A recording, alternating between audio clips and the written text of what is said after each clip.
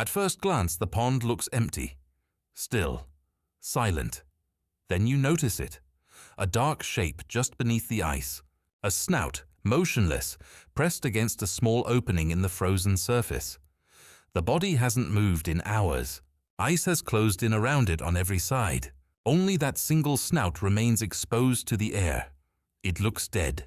Or worse, it looks frozen solid, trapped inside the ice itself, the way you'd imagine a mammoth preserved for 10,000 years. But this animal isn't dead, and it isn't frozen through. It's an American alligator, and it's doing something it has almost certainly done for as long as this species has existed this far north. It's waiting. The American alligator is one of the most recognizable reptiles in North America, and almost everything about its cultural image is tied to heat. Florida's marshes, Louisiana's bayous, warm, slow-moving water under a relentless subtropical sun. That association isn't wrong, but it's incomplete. The species' actual range extends well beyond the postcard version of its habitat, reaching into the Carolinas and other parts of the southeastern United States, where winter is a real seasonal event. Nights drop below freezing, ponds ice over, and an animal built around external heat suddenly has to survive weeks where that heat simply isn't available. That's a genuine biological problem. Alligators are ectothermic. Unlike a mammal, they don't generate and regulate their own internal body heat through metabolism. Their body temperature follows the temperature of their environment almost directly. When the water gets cold, the alligator gets cold. There's no internal furnace to compensate.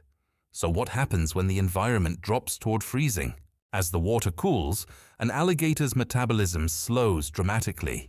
Movement decreases. Feeding stops almost entirely, since digestion itself requires a body warm enough to actually process food efficiently, and a cold gut simply can't do that safely. Energy demands fall sharply, because a slower, colder body needs far less fuel just to stay alive. This isn't damage. It's strategy. Reptiles across colder climates enter a seasonal state called brumation, the reptilian equivalent of hibernation, though the two aren't identical.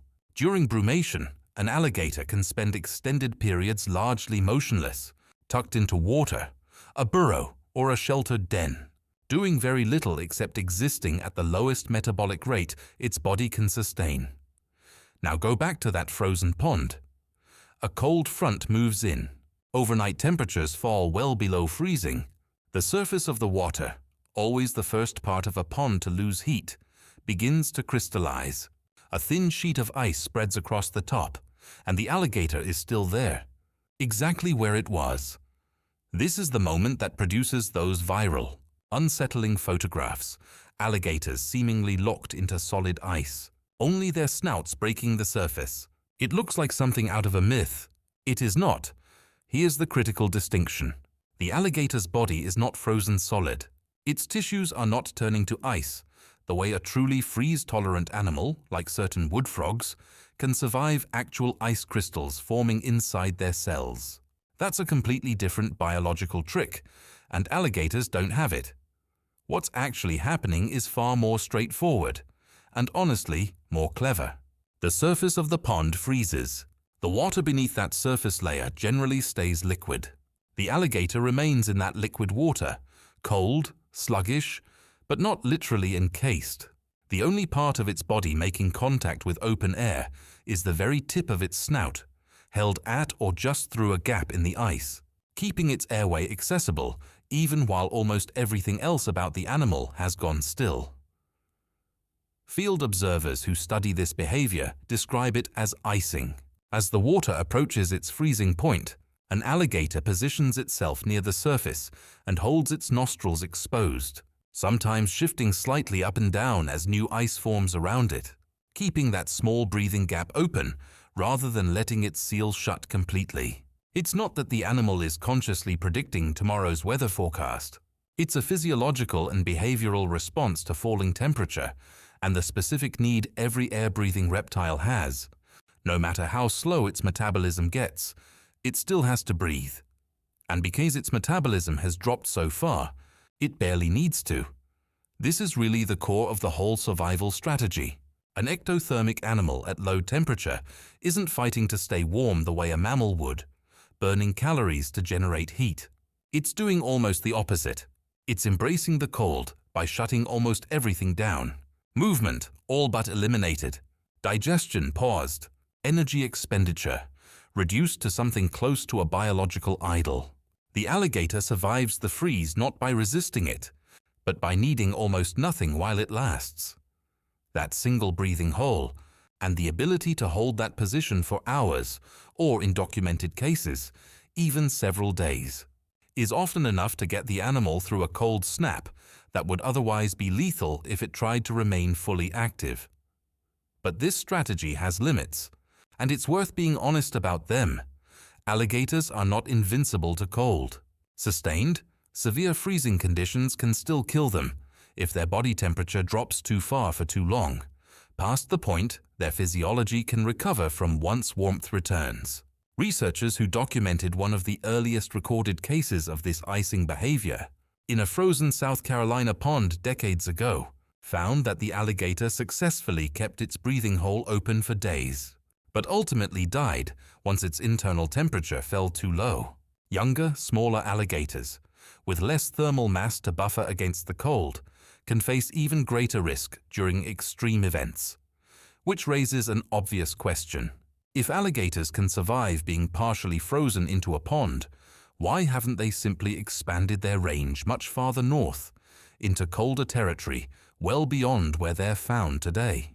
The icing behavior buys time through short survivable cold snaps. It doesn't rewrite the animal's fundamental biology. Reproduction still depends on warm incubation temperatures for their eggs. Extended activity, growth, and feeding still require a long enough warm season each year to make survival worthwhile. A pond that freezes hard, and often for weeks at a stretch rather than days, represents a fundamentally different climate than the edge-of-range cold snaps this strategy evolved to handle. The southeastern United States gives alligators just enough warm season, most years, to make the occasional brutal week survivable. Much farther north, that math stops working. Why does staying in the water help at all, though? Why not just find dry ground and wait out the cold there? Water has a thermal advantage that air simply doesn't. It loses heat more slowly and more evenly than the air above it. And once a layer of ice forms on the surface, that ice actually acts as a kind of insulating lid, slowing further heat loss from the water underneath it. The coldest, harshest temperatures stay up in the open air. The water just beneath the ice, while far from warm, tends to stay milder and more stable by comparison. For an alligator, submerging beneath a freshly iced surface, with just enough of its snout exposed to breathe, can genuinely be a safer, more thermally stable position than being caught out in the open air during the same cold snap. Zoom out, and the picture becomes clearer. American alligators aren't simply tropical animals that happen to tolerate a bit of chill at the northern edge of their range. Their physiology gives them real, if limited, tools for handling cold, a metabolism that can drop dramatically, a behavioral response that keeps them breathing through solid ice, and enough flexibility to wait out conditions that would be fatal if they tried to stay fully active. It's a narrower, more specific kind of resilience than the image of a heat-loving swamp reptile usually suggests. But it's resilience all the same, and it's part of what allows this species to occupy such a wide stretch of the southeastern United States, rather than just its warmest corners. Eventually, the cold front passes, days pass, the sun returns, and with it, warmth the water had been missing. The ice covering the pond begins to soften at the edges, then fracture, then slowly break apart entirely as the water beneath it climbs back above freezing. And the alligator, the same animal that spent days looking motionless, nearly indistinguishable from the ice around it, begins to move again, slowly at first, a shift in position, a slow pull toward open water. Within days, sometimes even hours once conditions genuinely improve, it's active again, as if nothing happened. Nothing supernatural took place here. The alligator was never frozen solid, and it was never brought back from the dead. Its body simply slowed to something close to a standstill, conserving everything it had, while a single narrow opening in the ice kept it connected to the one thing it couldn't survive without. We think of American alligators as creatures built entirely for heat, for warm swamps and long subtropical summers. And near the center of their range, that's exactly what they are. But at the colder edges of that range, they carry a strategy for a very different kind of season, one that lets them endure conditions that seem, at first glance, completely incompatible with everything we assume about this animal. The ice makes it look trapped, but underneath, the alligator is doing exactly what it has done for generations, slowing down, holding on, and waiting for the swamp to wake up again.